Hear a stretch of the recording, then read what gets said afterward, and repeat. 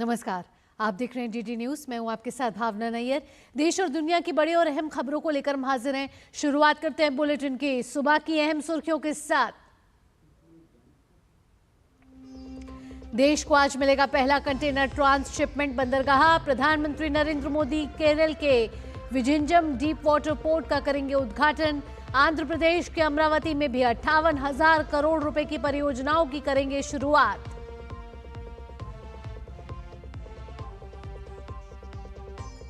जैसलमेर से हिरासत में लिया गया पाकिस्तानी जासूस पठान खान। आर्मी क्षेत्र की वीडियो और फोटो पाक जासूसों को भेजने का था आरोप। ऑफिशियल सीक्रेट्स एक्ट के तहत जयपुर में हुआ मामला दर्ज।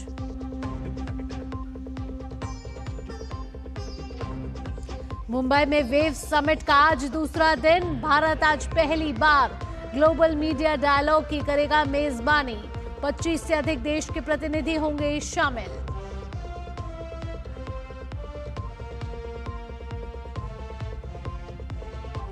मौसम की खबरों में दिल्ली एनसीआर का बदला मौसम। सुबह सुबह आंधी तूफान के साथ बारिश।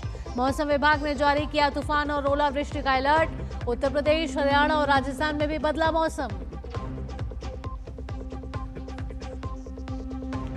और ट्रंप प्रशासन में बड़ा फेरबदल। मार्को रूबियो होंगे नए राष्ट्रीय सुरक्षा सलाहकार। वहीं अमेरिका अदालत ने वेनेजुएला में निर्वासन के लिए मौजूदा कानून के इस्तेमाल को बताया गैर कानूनी।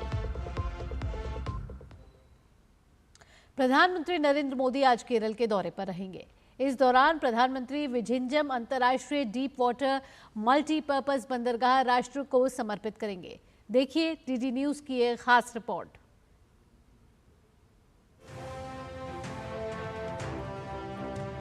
प्रधानमंत्री नरेंद्र मोदी 8,900 करोड़ रुपए की लागत से निर्मित विझिंजम अंतर्राष्ट्रीय गहरा जल बहुउद्देशीय बंदरगाह राष्ट्र को समर्पित करेंगे। ये देश का पहला समर्पित कंटेनर ट्रांसशिपमेंट बंदरगाह है, जो विकसित भारत के एकीकृत दृष्टिकोण के तहत भारत के समुद्री क्षेत्र में किए जा रहे परिवर्तनकारी प्रयासों का प्रतिनिधित्व करता है। ये भारत का इकलौता ऐसा पोर्ट है जिसे कहा जा सकता है इंडियाज फर्स्ट डीप वाटर सी पोर्ट। विलियम सी पोर्ट की लोकेशन भी बहुत स्ट्रैटेजिक है। सारे मेजर इंटरनेशनल भारत के आसपास वाले मेजर इंटरनेशनल रूट्स के बहुत नज़दीक होने के कारण हमारे श्रीलंका के कोलंबो पोर्ट से भी काफ़ी अच्छी सुविधाएं प्रदान करेगा। और सप्लायर्स को कॉस्ट बेनिफिट मिलने के कारण इसका केरल की इकोनॉमी पे भी और पूरे भारत की इकोनॉमी पे अच्छा ज़बरदस्त प्रभाव पड़ने वाला है। बंदरगाह से 265 जहाज और 5.48 लाख TEU संचालित हो सकते हैं। रणनीतिक महत्व वाले विझिंजम बंदरगाह को एक प्रमुख प्राथमिकता वाली परियोजना के रूप में पहचाना गया है, जो वैश्विक व्यापार में भारत की स्थिति को मजबूत करने, लॉजिस्टिक्स दक्षता को बढ़ाने और कार्गो ट्रांसशिपमेंट के लिए विदेशी बंदरगाहों पर निर्भरता को कम करने में योगदान देगा। लगभग 20 मीटर की इसकी प्राकृतिक गहराई और दुनिया के सबसे व्यस्त समुद्री व्यापार मार्गों में से एक के पास स्थित होने से वैश्विक व्यापार में भारत की स्थिति और मजबूत होती है।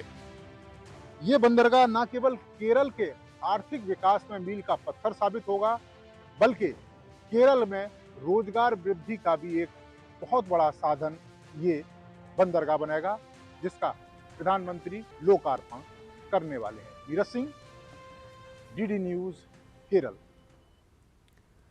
प्रधानमंत्री नरेंद्र मोदी आज आंध्र प्रदेश का भी दौरा करेंगे।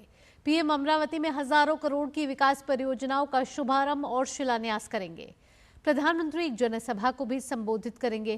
प्रधानमंत्री के दौरे को लेकर लोगों में जबरदस्त उत्साह है।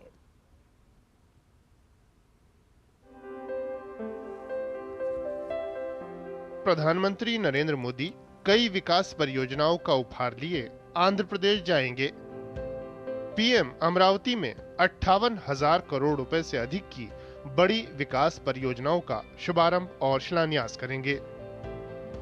पीएम आंध्र प्रदेश में 7 राष्ट्रीय राजमार्ग परियोजनाओं का उद्घाटन करेंगे, जिनसे न केवल यात्रा आसान होगी, बल्कि आर्थिक विकास और रोजगार के नए अवसर भी पैदा होंगे। साथ ही तिरुपति और श्रीकालहस्ती जैसे पवित्र धार्मिक स्थलों तक पहुंचने में सुविधा होगी। पीएम रेलवे से जुड़ी जिन परियोजनाओं को राष्ट्र को समर्पित करेंगे, उनमें रेल लाइन का दोहरीकरण, कनेक्टिविटी बढ़ाना और नई रेल लाइन का निर्माण शामिल है। पीएम 6 राष्ट्रीय राजमार्ग परियोजनाओं और एक रेल परियोजना के साथ साथ कई बुनियादी ढांचा परियोजनाओं की आधारशिला रखेंगे।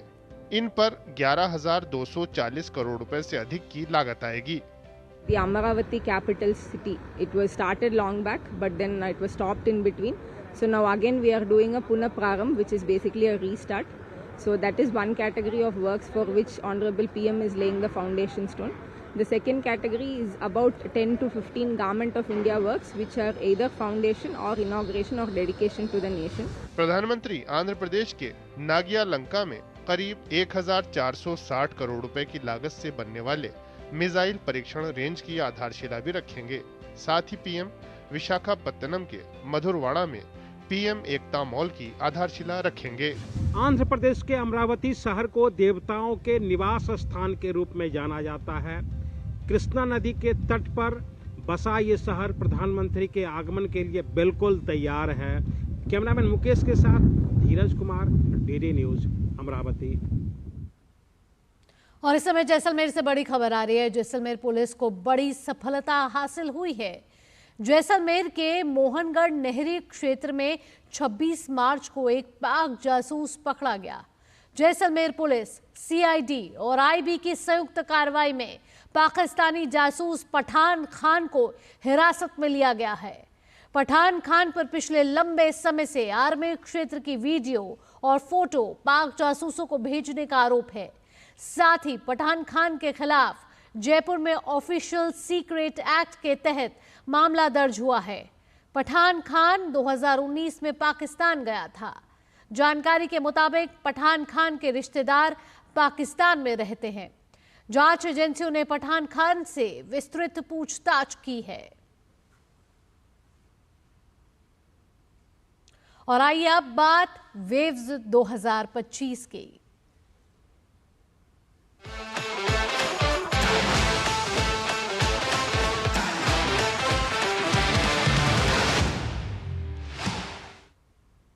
वेव्स की घोषणा के साथ ही इसे लेकर अपेक्षाएं तेज हो गई थी। पहले दिन विश्व भर से एंटरटेनमेंट क्षेत्र के सितारे और सुपरस्टार्स इस मंच पर जुड़े और विभिन्न पैनल चर्चाओं और विशेष सत्र के माध्यम से अपने अनुभव साझा किए। पहले दिन क्या क्या विशेष रहा, आइए देखते हैं।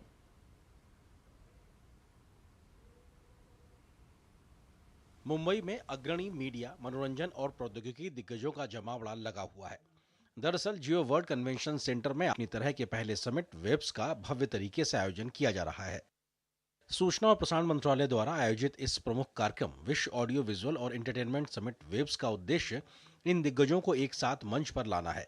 इस दौरान फिल्म जगत की दिग्गज हस्तियां हेमा मालिनी, मोहनलाल और चिरंजीवी ने सेशन के दौरान विभिन्न विषयों पर अपनी बात रखी।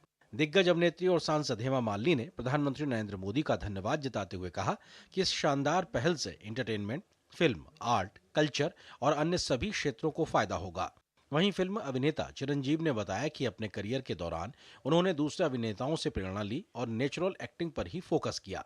अभिनेता मोहनलाल ने कहा कि मलयालम सिनेमा का कंटेंट बहुत समृद्ध है और मलयालम फिल्म सिर्फ फिल्म नहीं बल्कि एक पीस ऑफ आर्ट है। Prime minister Narendra Modi ji, he always wanted this to happen, so it is going to be very beneficial for the entertainment industry, films, art and culture, so everybody will be benefited in this. So I'm glad to be part of it and to be part of this program also with you. My aim is, yes, I should hit the bullseye. And then what is that I can cater? What is that extra I can showcase my abilities to become a star? From every person, I drew inspiration. I mold myself. In Malayalam film, the content-wise, we are very rich. We call movies or cinema. So there were art films and commercial films in Malayalam long back. Now, the content-wise, the new directors, it's full of art. It's a piece of art, which I cannot call a film as a bad film.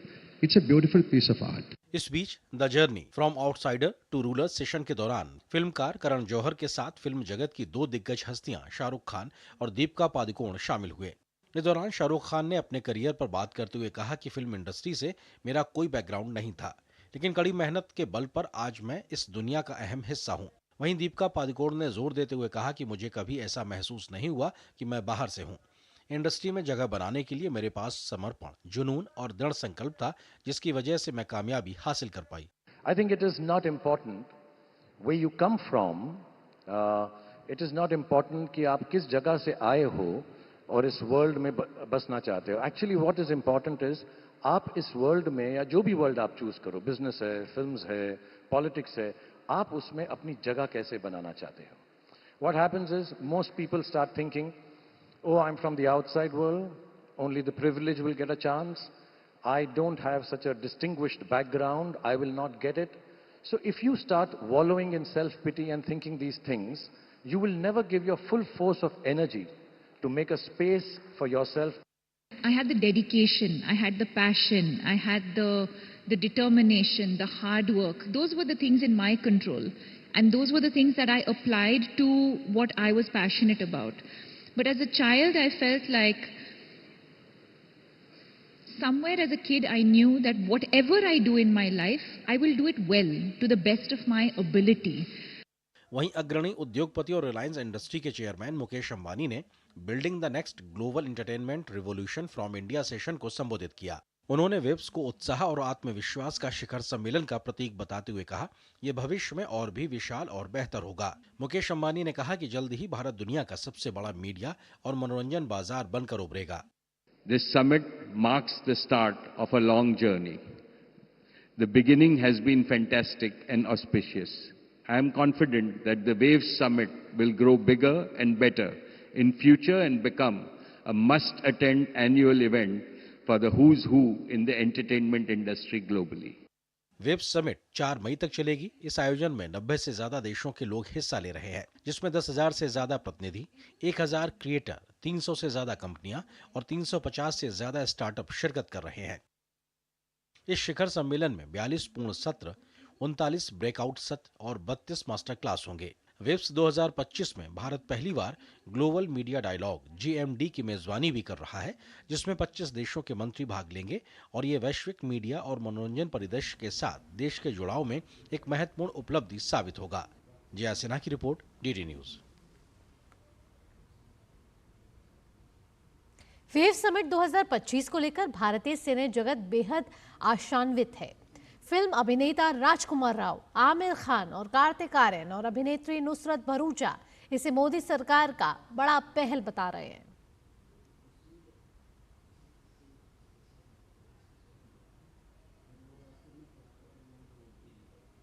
Prime Minister Narendra Modi ji, he always wanted this to happen. So it is going to be very beneficial for the entertainment industry, films, art and culture.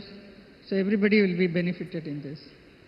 So I'm glad to be part of it and to be part of this program also with you.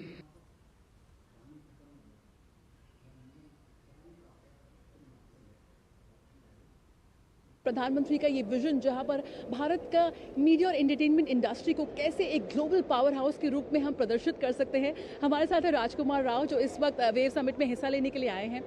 किस तरह से आप देखते हैं wave 2025 के summit को? एक कोशिश है यहाँ पर कि कैसे हमारी इस मीडिया इंडस्ट्री को एक मंच पर लाया जाए। आई थिंक ये एक बहुत ही अच्छी कोशिश है और ये कोशिश कामयाब भी होगी, मुझे पता है।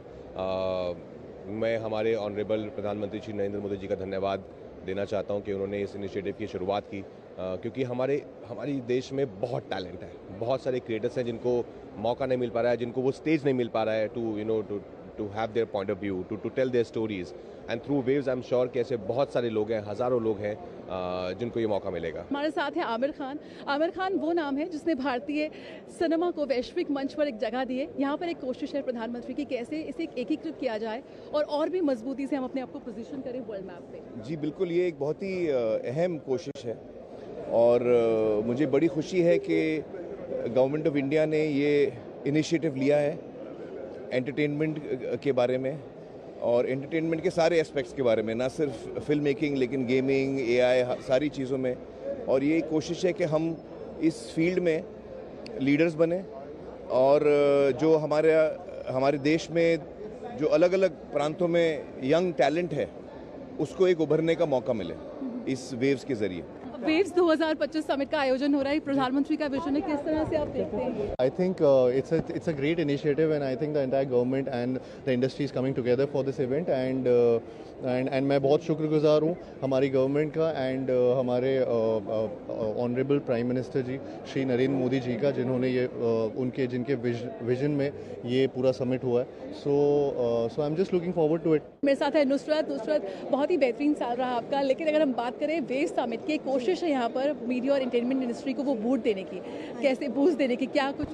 मैं तो कह रही हूँ हमारी मीडिया और हमारे सिनेमा बहुत ज़्यादा पावरफुल है, और जब आपके पास ऐसी पावर होती है तो एक रिस्पॉन्सिबिलिटी भी होती है, and I think that's what Waves is going to stand for, it's power and responsibility to impact and influence audiences for the positive and bring about changes and let them experience everything that we have to say through entertainment to them. बहुत ही अच्छा समय है युवाओं के लिए, क्योंकि उन्हें एक मंच मिल रहा है अपनी प्रतिभा को दिखाने का वेव्स 2025 के माध्यम से। कैमरा पर्सन जगमोहन के साथ जया सिन्हा, डीडी न्यूज़, मुंबई। भारतीय डिजिटल गेमिंग इंडस्ट्री ने एक नया मुकाम हासिल किया है। वेव्स 2025 के मंच से FAUG डोमिनेशन का शानदार लॉन्च हुआ, जो न सिर्फ एक वीडियो गेम है बल्कि भारत की तकनीकी और सांस्कृतिक शक्ति का प्रतीक भी बन गया है। .9 द्वारा विकसित ये गेम लोकप्रिय FAUG सीरीज की नई पेशकश है। इसके सह संस्थापक और CEO दीपक अय्यल ने बात की डीडी न्यूज संवाददाता तापस भट्टाचार्य से। भारत में स्टार्टअप कल्चर बहुत आगे बढ़ रहा है। इनफैक्ट तीसरी सबसे बड़ी इकोसिस्टम, स्टार्टअप इकोसिस्टम भारत इस वक्त पूरे विश्व में है, और अगर इसमें गेम इंडस्ट्री जुड़ जाए तो सोने पे सुहागा। स्टार्टअप हम लोग डीप टेक देखते हैं, बहुत कुछ देखते हैं, हम लोग ये नहीं देखते कि एक स्टार्टअप है वो भी गेमिंग कंपनी। जैसे सब सेक्टर ग्रो हो रही है, जब सब सेक्टर स्टार्टअप में है वैसे गेमिंग भी स्टार्टअप में है। ये अपने आप में बहुत बड़ा एक प्लेटफॉर्म दिया है। प्रधानमंत्री ने कहा कि ये आप क्रिएटर्स आइए, तो लग रहा है कि ये कुछ अलग होने वाला है। प्राइम मिनिस्टर बहुत टाइम से बोल रहे हैं कि मेक इन इंडिया हो। ये बहुत बड़ा इंडस्ट्री है, और हमारे पास जो स्किल्स है, अभी हमारे पास प्रोग्रामिंग स्किल्स है, हमारे पास आर्टिस्टिक स्किल्स है, तो मुझे लगता है कि ये सेक्टर अब ग्रो होने की पाथ में है, and will see some growth here. तो ये जो हम देख पा रहे हैं यहाँ पे, जो नया आपने कहा ये फौजी आप लोगों ने स्टार्ट किया, ये कैसे लेट्स से फॉरेन में पबजी है, कोई दूसरे गेम्स हैं, उसके मुताबिक ये कितना अलग है? ये एक जॉनर होती है, तो हम उसी हिसाब से बनाते हैं। ये जॉनर बहुत इंडिया में बहुत जन खेल रहे हैं, लेकिन बहुत जन इंडिया में लोकल इंडियन कंटेंट नहीं खेल रही है, बहुत सारे इंटरनेशनल कंटेंट खेल रही है। तो आज हमें लगता है कि इंडिया में एक इंडियन शूटर गेम होनी चाहिए जो इंडियन हो। हिंदी और इंग्लिश में ये आप देख पाएंगे, और सबसे मजेदार चीज़ है कि ये मेक इन इंडिया है, स्टार्टअप है, वो भी गेमिंग इंडस्ट्री में धमाल मचाने वाले हैं। कैमरा पर्सन आशीष के साथ मैं तापस भट्टाचार्य, दूरदर्शन समाचार, मुंबई।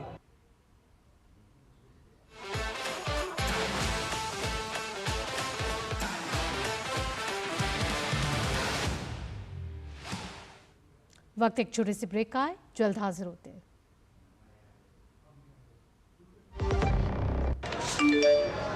कम समय में ज्यादा मुनाफा, बस एक क्लिक में, कमाल है।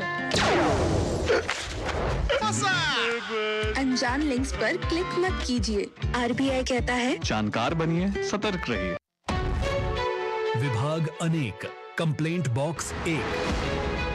किसी भी सरकारी दफ्तर, विभाग या बैंक से जुड़ी शिकायत के लिए pgportal.gov.in पर जाएं, रजिस्टर करें, संबंधित विभाग चुनें, शिकायत दर्ज करें और ट्रैकिंग ID नोट करें। SMS या ईमेल पर एक्नॉलेजमेंट पाएं और शिकायत का जवाब सीधे मंत्रालय से प्राप्त करें। अब तक 1 करोड़ 12 लाख से अधिक भारतीयों ने भरोसा जताया। CP ग्राम्स, आपकी हर शिकायत का हल। अभी शिकायत दर्ज करें pgportal.gov.in।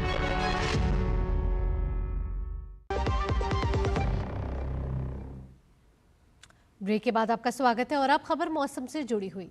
दिल्ली NCR में मौसम ने करवट ली है। आज तड़के लोगों को तेज बारिश के साथ आंधी का सामना करना पड़ा। आंधी और बारिश इतनी तेज थी कि लोगों को बस स्टैंड और दूसरी जगहों पर आश्रय लेना पड़ा। कुछ इलाकों में ओलावृष्टि भी हुई, जिससे तापमान में गिरावट दर्ज की गई और मौसम सुहावना हो गया। दिल्ली वाले पिछले 3 से 4 दिन से भीषण गर्मी से जूझ रहे थे। अप्रैल के आखिरी हफ्ते में तापमान 40 डिग्री के पार जा रहा था, लेकिन 29 अप्रैल से मौसम में बदलाव देखने को मिला और आज झमाझम बारिश ने लोगों को गर्मी से राहत दे दी। इसके साथ ही हरियाणा, उत्तर प्रदेश और राजस्थान के कई इलाकों जैसे कि यमुनानगर, करनाल, पानीपत, सोहना, पलवल, मथुरा, आगरा, धौलपुर और भरतपुर में मध्यम से तीव्र बारिश जारी रहने की संभावना है। विश्व प्रसिद्ध ज्योतिर्लिंग बाबा केदारनाथ के कपाट ग्रीष्मकाल के 6 महीने के लिए खुल गए हैं। केदारनाथ के रावल भीमाशंकर लिंग, मुख्य पुजारी बागेश्वर लिंग, वेदपाठी, विद्वान आचार्यों की उपस्थिति में शुभ मुहूर्त में कपाट खोले गए। कपाट खुलने के अवसर पर सूबे के मुख्यमंत्री पुष्कर सिंह धामी और केदारनाथ की विधायक आशा नौटियाल की उपस्थिति रही। इस विशेष अवसर के लिए केदारनाथ धाम को 108 क्विंटल फूलों से भव्य रूप से सजाया गया है। मंदिर परिसर में पुलिस बल, आपदा राहत टीमें और मेडिकल स्टाफ की टीम तैनात है। बाबा के जयकारों से संपूर्ण क्षेत्र गुंजायमान है। बाबा केदारनाथ के कपाट खुलने के साथ ही आधिकारिक रूप से 4 धाम यात्रा की शुरुआत हो गई है। अंतर्राष्ट्रीय योग दिवस की 50 दिन की उल्टी गिनती शुरू हो गई है। आज से ठीक 50 दिन बाद अंतर्राष्ट्रीय योग दिवस मनाया जाएगा। 50 दिन पर काउंटडाउन कार्यक्रम 2 मई को महाराष्ट्र के नासिक में हो रहा है, जहां हजारों लोग योग महोत्सव में हिस्सा ले रहे हैं। इस साल अंतर्राष्ट्रीय योग दिवस कार्यक्रम सबसे बड़ा और भव्य होगा। अंतर्राष्ट्रीय योग दिवस के मौके पर 1 लाख जगहों पर लोग योग करेंगे। इस साल अंतर्राष्ट्रीय योग दिवस की थीम है एक पृथ्वी एक स्वास्थ्य के लिए योग। पेश है डीडी न्यूज की एक खास रिपोर्ट। 11वां अंतर्राष्ट्रीय योग दिवस 21 जून को मनाया जाएगा। इस साल योग दिवस पर बहुत बड़ा कार्यक्रम आयोजित किया जाएगा। इसकी तैयारी शुरू हो गई है। अंतर्राष्ट्रीय योग दिवस के बारे में लोगों को जागरूक करने के लिए 100 दिन की उल्टी गिनती शुरू हो गई है। इसके लिए पहला कार्यक्रम दिल्ली में 75 दिन पर कार्यक्रम, भुवनेश्वर में 50 दिन पर कार्यक्रम, महाराष्ट्र के नासिक में हो रहा है, जहां लाखों की संख्या में लोग योग कार्यक्रम में हिस्सा ले रहे हैं। इस साल अंतर्राष्ट्रीय योग दिवस की थीम है एक पृथ्वी एक स्वास्थ्य के लिए योग। योग का देश और दुनिया में सकारात्मक असर पड़ा है। यही वजह है कि बीते 10 साल में हुए योग दिवस को यादगार बनाने के लिए इस बार 10 कार्यक्रम बनाए गए हैं। ये 10 कार्यक्रम हैं योग प्रभाव, योग संगम, योग पार्क, योग समावेश, योग वॉलंटियर, हरित योग। इस साल योग दिवस का खास कार्यक्रम हरित योग है, जिसके तहत 1 लाख जगहों पर योग कार्यक्रम होगा। वहीं पर एक पेड़ माँ के नाम से पेड़ लगाया जाएगा। साथ ही मिशन लाइफ के बारे में भी बताया जाएगा। हरित योग में हम क्या करें कि ये जो 1 लाख कार्यक्रम होंगे, जहाँ जहाँ संभव हो अधिकतर स्थान पर हम लोग सबको संकल्प दिलाएंगे, एक पेड़ माँ के नाम और मिशन लाइफ, और सबको एक एक सैपलिंग भी देंगे, मतलब जड़ी बूटियों का एक पौधा भी देंगे। वो कहेंगे कि आप उसको अपने घर में उगाइए, उसका संरक्षण करिए जब तक ये बड़े न हो पौधे।